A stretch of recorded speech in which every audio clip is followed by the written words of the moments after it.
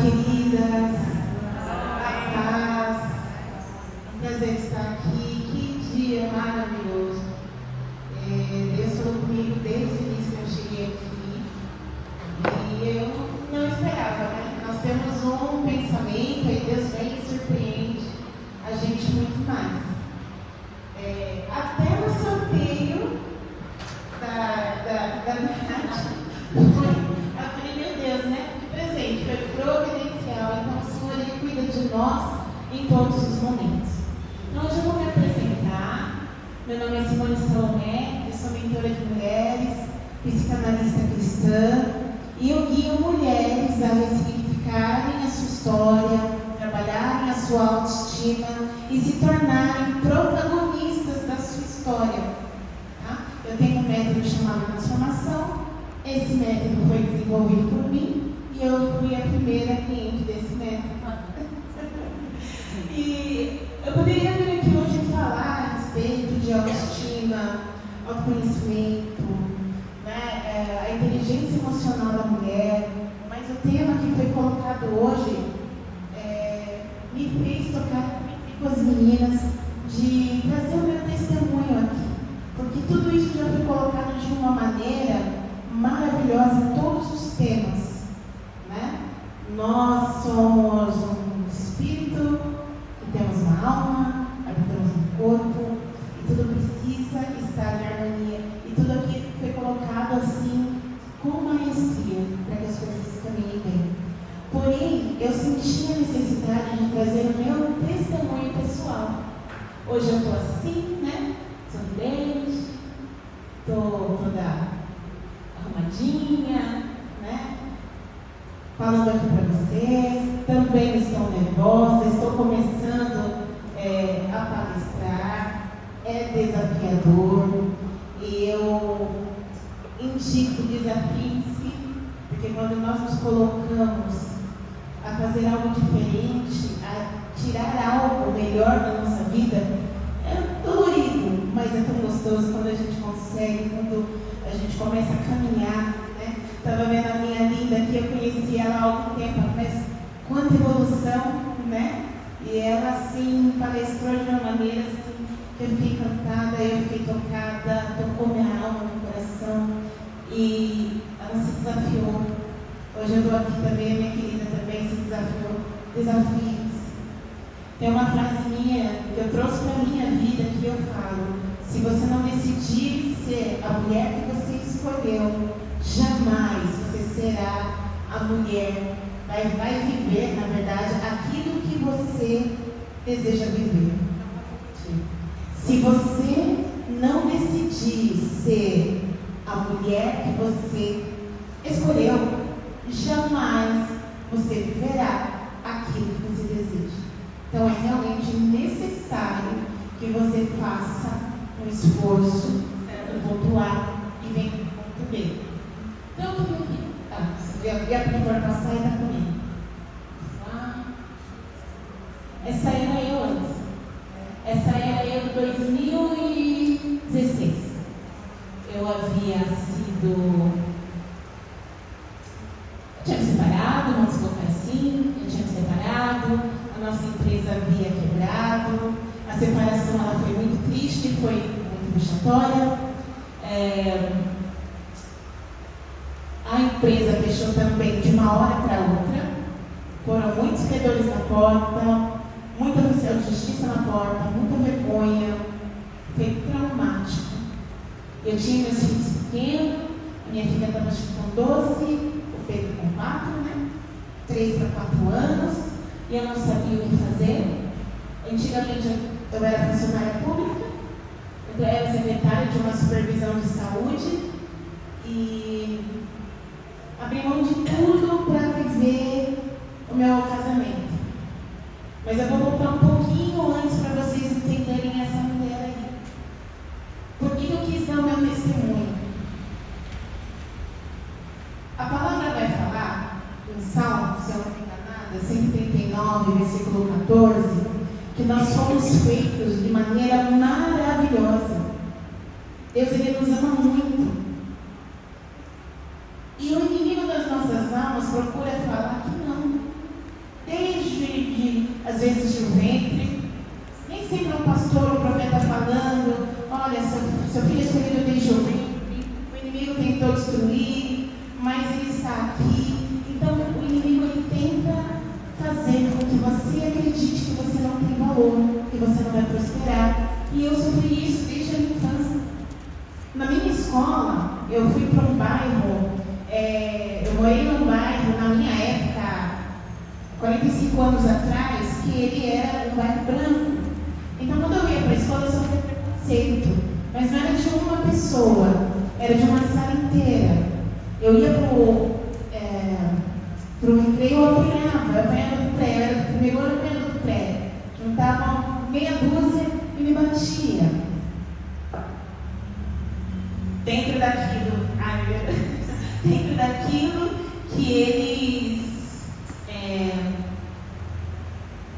daquilo que eles faziam, crianças, tudo. E ninguém fazia nada, não se falava sobre isso, não se tinha informação, não existia bullying. E eu cresci acreditando que eu não tinha valor. Tinha uma menina na minha sala. Ela dava a vez para todas as crianças da sala, a gente se formava fila na escada aqui, assim. Aí ela dava a frente para todo mundo, ela ficava de penúltima e eu ficava de última. Ela falava assim para mim: enquanto eu estiver aqui nessa escola, enquanto eu estiver na sua sala, você vai ser sempre a última. Me beliscava. Quem tentava fazer alguma coisa era minha irmã, só que eu tinha tipo uns 6 anos, a minha irmã tinha 11. Ela chegava no intervalo e falava: quem foi, filha? Aí ela bate nela. Eu bateu, eu tinha medo. Aí ela ia embora para casa. E assim eu cresci com essa verdade na minha vida de que eu que não tinha valor. A minha família não se separou, né? Meu pai e minha mãe são vivos, eles vivem juntos até hoje. Porém, eles tiveram problemas de relacionamento. A minha irmã também tinha ciúme de mim por conta da diferença de idade, então ninguém se entendia. E não se falava em procurar tratamento, não se falava em procurar nada. Cresci desse jeito. Minha família cresceu desse jeito, achando que não tinha valor. Fui para a adolescência assim, comecei a trabalhar assim, sofria preconceito no ambiente de trabalho também. Naquela época passava muitos filmes de época, né? Filmes de escravos ou novela, e eu andava assim, porque eu sempre fui alta, então eu andava assim, porque se alguém me visse na rua, uma rodinha da molecadinha, neguinha, não sei o quê, e eu não tinha com quem reclamar. E eu cresci assim. Aonde eu estou querendo chegar? Aceitei Jesus com 14 anos, eu tinha uma tia que orava muito por mim, pela nossa família toda, o Senhor me alcançou, eu comecei a frequentar a igreja no interior. Embora eu tivesse uma sede de Deus desde pequena, sem saber o direito por quê, que Deus não tinha plano, eu não tinha compromisso. Passei a adolescência, saí da igreja, fui viver minha vida do jeito que eu queria, dependente emocional, traumatizada, achando que nada era para mim. A minha família tinha alguma condição, mas nada era para mim. A minha família tinha, meu pai tinha as coisas dele, ele é muito materialista, é tudo meu, a casa é minha, o carro é meu dinheiro, é meu não sei o quê, porque vocês me dão trabalho, vocês são um fardo. Talvez vocês ouviram coisas assim, porque eu estou falando, hoje nós temos informação. O tema da palestra é Preparando a Família para a Eternidade. Está na mão da mulher, está na nossa mão, trazer a transformação para dentro dos nossos lares.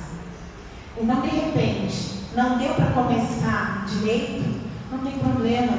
A palavra fala que é melhor o final das coisas do que o começo. Então, se não começou bem, dá para melhorar, dá para transformar. E através de mim e através de você, que a diferença vai acontecer dentro da nossa casa, quem está do nosso lado. Se você é um professor, uma professora, é um vizinho que está vendo o que está acontecendo, está na mão da mulher fazer isso.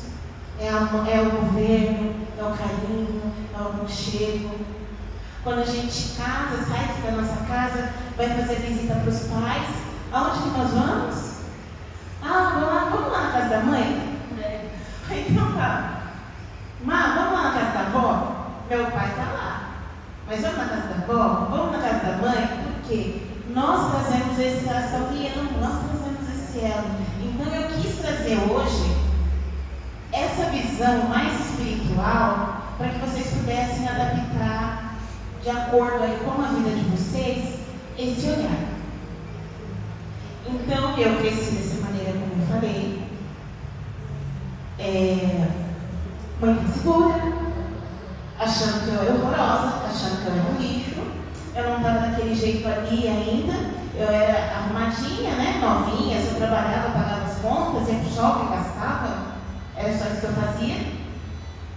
E achava que eu tinha que viver uma grande história de amor. Então eu tinha que ter um namorado. Arrumava um namorado, eu não estava bem, o namoro não dava certo. Passava 3, 4 meses, eu já estava deprimida, eu precisava arrumar um namorado para ficar bem. Por quê? O que eu aprendia na novela, no filme da Globo depois? Tem que ter um namorado, tem que ter uma história de amor e assim ia. Chegou ao ponto de eu me casar. Quando eu fui me casar,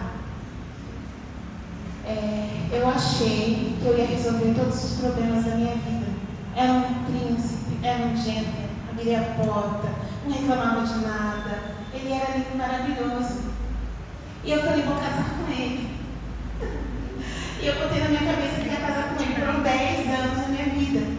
E eu voltava, começava, terminava, até que chegou um dia e ele falou, quer casar? Vou casar. Fiz uma oraçãozinha para falar que eu perguntei para Deus, mas eu não queria saber a resposta, eu queria casar. E eu falei que eu era dependente emocional, né? Que eu era dependente emocional. Mas também eu era rebelde, eu era melindrosa. Se falasse as coisas para mim, eu não estava gostando. Eu pegava as minhas coisas e ia embora assim. Eu não brigava. Eu era muito humilde, eu não batia com ninguém. Mas se pisasse no meu pé, pegava as minhas coisas, ninguém nunca mais me via. Se alguém falasse alguma coisa para mim e eu não gostava, eu virava a cara e nunca mais falava com você. Porque eu queria que você viesse e falasse, o que está acontecendo? O que você está falando comigo? E geralmente as pessoas não falavam, não quer falar comigo, dane-se. E eu ficava, nossa, ninguém gosta de mim, eu sou tão legal, por quê? E a gente repete isso dentro de casa. Eu fazia isso com ela, porque eu aprendi que ela fazia isso comigo. O pai dela fazia isso comigo. Um dia ela falou, mãe, não faz isso comigo, porque eu fico desesperada. E eu falei, gente, realmente isso é errado, isso é violência psicológica. Não façam isso, gente. Se você discutiu, é tua filha, seja lá quem for, resolve, briga, fala, não entendeu, tal, resolve, acabou. O amor não vai acabar porque nós desentendemos. Não somos mãe e filha, mas ela tem direito à individualidade dela, porque senão, quando ela for trabalhar, como é que ela vai lidar com o chefe? Como é que ela vai lidar com o cliente? Se eu falo para ela, se você não fizer o que eu quero, eu viro a cara para você, eu não falo nunca mais. Então são essas coisas que eu fazia. E eu achava que eu era uma flor de pessoa. Me magoava, eu chorava. E Deus foi deixando, Deus foi trabalhando na minha vida assim. Chegou uma hora que ele puxou a corda. E ele puxou a corda no meu casamento. Casamento esse que eu escolhi. Eu plantei para ter o que eu tive. E é difícil a gente reconhecer isso. Deixa eu olhar aqui. Difícil. Eu falava muito, sabe? Narcisista, que a gente vê hoje, né? Se ele... não que eu estou falando que não exista, mas avalie cada uma da vida de vocês. Porque eu queria falar como é que foi meu dia. Contar meu dia, ao invés de ele falar, sério, amor? Ele falava, tá errado. Tinha que fazer assim, tinha que fazer assim. Eu não entendia que existem temperamentos. Ele era um colérico, uma pessoa de resultado, um líder, que quando ele vai atrás de alguma coisa, ele quer o resultado, ele não quer histórias. Ele vai te falar o problema, ele que é o resultado. E é uma flor do campo. Não dava certo. Não tinha conhecimento nem da parte dele e nem da minha parte. Sem contar que ele também era machucado. O saldo disso, gente, o que aconteceu? A separação, muita traição, muita mágoa, muitas feridas. E eu cheguei nessa condição aqui. E aí Deus apertou para mim. Deus falou assim para mim, na minha igreja. Eu acho que isso é muito importante, eu vou falar aqui. Eu não sei se muitas pessoas falam isso, mas hoje eu sou resultado do que eu vivi esses últimos anos, que tem a ver com Deus, tem a ver com princípios cristãos. Eu ia em tudo que era igreja, eu estava desesperada, e ele falou assim para mim, no meu ouvido, o Senhor falou: é a última oportunidade que eu te dou, você vai ficar aqui e você vai obedecer esse ministério em tudo. Eu não estou aqui fazendo nenhuma propaganda de que a igreja A, a igreja B é boa. Eu estou falando da direção do Senhor para a minha vida. E eu ouvi, eu não tinha alternativa e comecei a fazer tudo. Desse jeito, deprimida. Eu nem com documento eu andava, porque eu não sabia nem quem eu era mais. Eu não tinha perspectiva, eu achava que eu ia morrer a qualquer momento, que não tinha mais nada. E foi a época que eu fui mais afrontada por pessoas.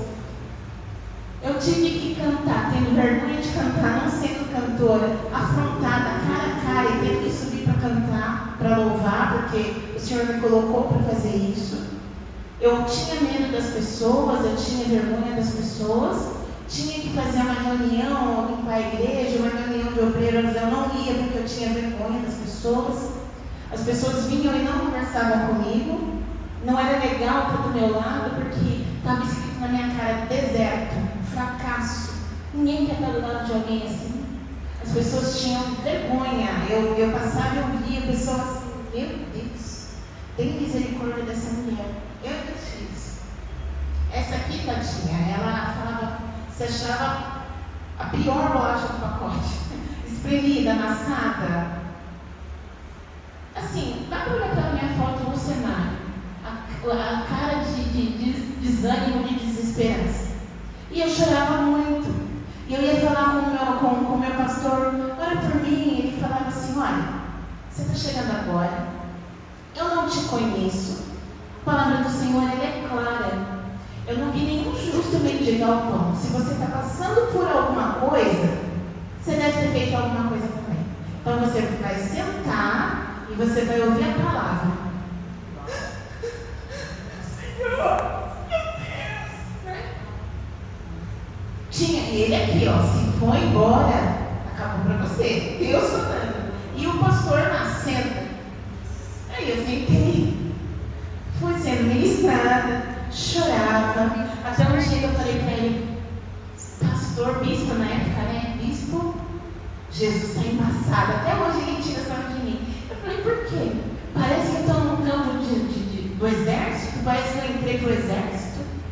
Jesus era tão bonzinho, eu orava, Deus abria a porta, mandava o recurso. Agora está desse jeito. Eu falei: você está bem-vindo ao clube, você está sendo treinada. E o tempo foi passando, eu fui parando de chorar e fui começar a batalhar. Fui começar a ser mais forte. As pessoas não me incomodavam mais. A palavra do Senhor diz que o reino de Deus, ele é conquistado à força. E não importava se eu vinha para a igreja e não gostavam de mim, se viravam a cara, se achavam que eu estava feia. Falei: Senhor, aqui é meu lugar, eu vou vir adorar. Graças a Deus a minha liderança estava com a gente, tá? Não era, a liderança era conosco. E não era 100%, mas era um percentual bom. Que depois saiu, mudou, enfim. Mas eu precisava passar por esse treinamento. Não se cria gente forte de qualquer maneira. Não se cria bom marinheiro com maré mansa. Por que eu estou falando isso? Às vezes acontece algo e você quer ir embora, mas Deus tem um propósito ali. Permaneça, viva o seu processo. Eu tive que viver esse processo. O tempo foi melhorando, foi passando, eu fui ficando mais forte. E comecei a ver todo mundo prosperar dentro da igreja. Ah, porque eu comprei uma casa. Ah, porque eu comprei um carro. Ah, porque eu estou fazendo isso. Ah, porque que eu estou fazendo aquilo. E eu ali firme. Eu falei, Senhor, mas e eu? E eu? Um dia Deus falou assim para mim: primeiro eu estou tratando você por dentro, depois eu vou tratar você por fora. Eu falei, é verdade. Aí um dia ele falou assim: olha para os seus filhos. Aí minha filha está aqui, meu orgulho. Ela também, ela sofreu, ela viu tudo, ela entendeu tudo que aconteceu no nosso processo. E ela falava assim para mim: mãe, por que ir para a igreja? Olha só, ela tinha 12 anos, gente. Olha a nossa vida, olha a situação, olha o nosso aperto. Eu falava para ela assim: um dia Deus vai fazer. O que? Eu não sei, mas um dia Deus vai fazer. E eu assim. Aí, Deus falou para mim: olha para sua filha. Quando eu olhei para ela, minha filha, eu já tinha conquistado para ela uma bolsa. Era parcial, mas conquistamos uma bolsa. Ela pôde estudar no celular. Minha filha estava falando inglês. A minha filha, ela sabe se comportar em qualquer lugar. Ela anda, vai e volta. Ela tem, assim, a independência dela. Tem as dificuldades de toda jovem. Mas é uma menina que não me dá trabalho. Hoje ela está super bem no trabalho dela, está desenvolvendo. O meu filho tem 12 anos. Ele é maior que eu. Tem TDAH. Ele era igual a menininha da Nath, né? A gente coloca, eu sentava lá no último banco da igreja, ele saía correndo todo dia, estava lá no altar do lado do pastor. Ela que tinha que sair correndo, porque eu não aguentava correr atrás dele, de tanta dor que eu tinha no corpo. Falava assim que ele não ia dar nada, que ele não era inteligente. Hoje meu filho tem 12 anos, sabe? Quando eu pus ele numa escolinha, e a empresa tinha acabado de fechar, não conseguia pagar a mensalidade. A dona deixou eu ficar lá, acho que por pena, sei lá, se compadeceu. E ele fez a escolinha do judô. Fez aula gratuita lá e tinha que pagar. Eu não pagava nem mensalidade, eu falava: filho, não dá para a mamãe pagar. Ele com 3 aninhos, 4 aninhos: eu quero fazer judô, quero fazer judô. Os anos passaram, ele fez 6 anos, eu escrevi ele no SESI. Aí falaram assim Aí eu falei: nem vai dar nada, foi escrevi. Passou o tempo, passou o sorteio, eu não fui olhar. Aí eu recebi uma ligação: mãezinha, você não vai vir inscrever seu filho? Seu filho passou no SESI. Eu: sério? Fui lá, escrevi. O menino fica lá o dia inteiro, toma café, almoça, tem lanche da tarde. E ele sai da escola, lá dentro mesmo ele atravessa e vai fazer o quê? Judô, de graça. Desde os 6 anos, hoje o menino está com 12 anos. E esse ano ele foi para Curitiba disputar o judô e hoje ele tem 12 anos e é vice-campeão brasileiro de judô. Quem não ia dar nada? Isso é Deus. E aí eu estava lá rolando no Facebook esses dias e eu vi lá meu filho pequenininho na escola, as crianças fazendo judô e eu não tinha condição de pagar. Aí Deus falou: tá vendo como eu faço, filho? Eu permaneci ali. Hoje as coisas acontecem, o mundo pode cair, as pessoas podem vir falar um monte para mim, não me desestrutura. Mas para isso eu fui muito humilhada lá atrás, muito humilhada. E só é humilde quem é humilhado, tá? É estranho falar isso, por que eu estou dizendo isso? Às vezes o próprio Deus permite que você passe por determinadas situações para que você aprenda a lidar. O que eu estou querendo dizer com esse meu testemunho aqui? O que eu estou querendo dizer para vocês? Eu não sei o que está acontecendo ou o que pode vir a acontecer, mas se permita viver o processo. Então hoje, vocês já viram que eu já errei tudo aqui?